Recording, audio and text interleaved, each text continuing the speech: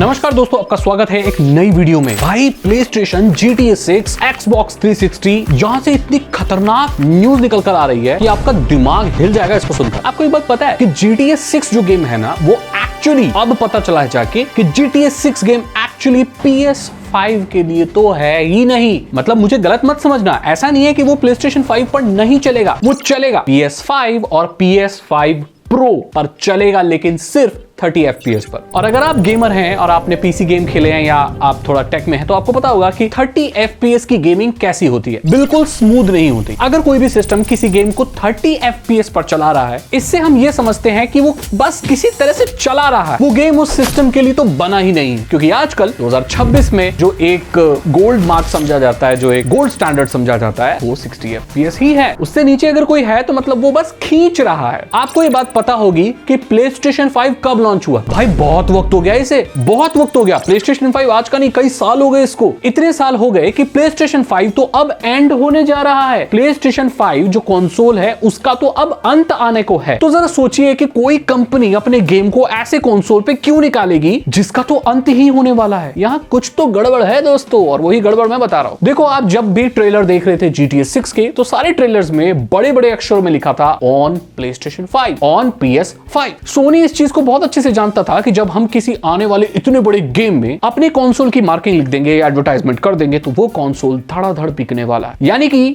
लोग PlayStation पर खेलेंगे, तो भाई जो GTA 6 खेलने वाले हैं वो सब लोग जल्दी PlayStation 5 खरीद लेंगे GTA 6 खेलने के लिए। बाद में ये चीज पता चली कि 30 FPS पर चले। तो यानी कि सोनी अपने कंसोल को जाते जाते भी, जब उसकी एंड ऑफ लाइफ आने वाली है, उसको धड़ल्ले से बेचना चाहता था और जितने स्टॉक हैं उसे औने पौने रेट पर निकालना चाहता था, ताकि वो बाद में, आप ध्यान देना, PlayStation 6 लॉन्च कर सके। आपको ये बात पता है कि एक्चुअली GTA 6 गेम ना PlayStation 6 के लिए बना है, वहां पर चलेगा 60 FPS में। तो जितने लोगों ने अभी PlayStation 5 खरीद लिया, बहुत सारे लोगों ने स्टॉक कर लिया, प्री ऑर्डर कर लिया, गेम प्री ऑर्डर कर लिए, PlayStation 5 जिनके पास नहीं था उन्होंने खरीद लिया क्योंकि सबसे पहले खेलना है उन्हें, तो भाई कर लिए। अब सारे बिक गए। अभी मार्केट में आपको PlayStation 5 का स्टॉक नहीं मिलेगा, और मिलेगा तो डबल ट्रिपल रेट पर मिलेगा। तो ये सारे जाते जाते भी सोनी ने बस एक छोटी सी एडवर्टाइजमेंट GTA 6 के साथ करके अपने पुराने कंसोल को लोगों को बेच दिया। अब क्या होगा? अब GTA 6 आएगा और पता चलेगा कि वो PlayStation 5 और PlayStation 5 Pro पर 60 FPS पे नहीं चलता। तो जितने भी स्ट्रीमर्स हैं, जिनको अच्छा एक्सपीरियंस चाहिए, जो स्ट्रीम करना चाहते हैं, उनके पास पैसों की कमी नहीं है, तो वो लोग PlayStation 6 खरीदेंगे अगले साल, और फिर उस पर GTA 6 60 FPS पर चलाएंगे। एंड यहां पर जो उनके देखने वाले लोग हैं, उनको भी अच्छा एक्सपीरियंस चाहिए, तो वो लोग भी फिर PS6 खरीदेंगे। तो सोनी ने एक छोटे से एडवर्टाइजमेंट से अपने बहुत साल पुराने कंसोल को भी बेच दिया, एंड GTA 6 की मदद से आगे चलकर वो अपने PS6 को भी बेचेगा एक बढ़िया एक्सपीरियंस के लिए। तो यहां पर एक ब्रिज बना दिया सोनी कंपनी ने रॉकस्टार गेम्स के साथ मिलकर, और अपने दोनों कंसोल को धड़ाधड़ वो अब बेचेगी। एक को तो बेच चुकी, आगे आने वक्त में भी बेचेगी। देखो भाई, गेमिंग हम लोगों के लिए पैशन होगा, लेकिन इन कंपनियों के लिए ये प्योरली बिजनेस है। ये मैं इसलिए कह रहा हूं कि Xbox 360 जो कंसोल है, उसके गेम अब पीसी पर आ रहे हैं, ऑफिशियली माइक्रोसॉफ्ट उनको लेकर आ रहा है। यानी कि माइक्रोसॉफ्ट कंपनी विंडोज में आप एज ए एमुलेटर पर काम कर रही है कि आप अपने Xbox 360 के जितने भी ऑफिशियल लाइब्रेरी है,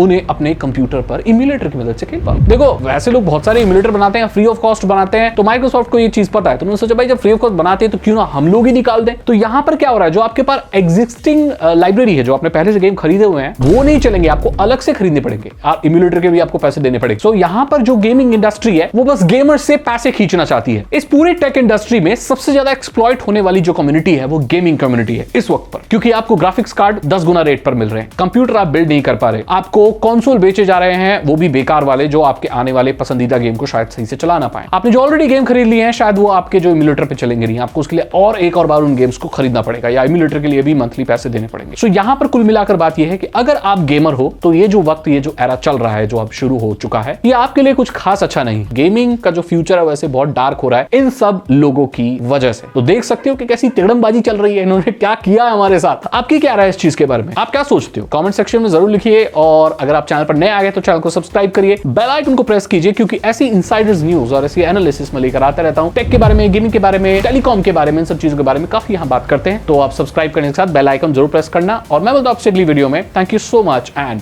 गुड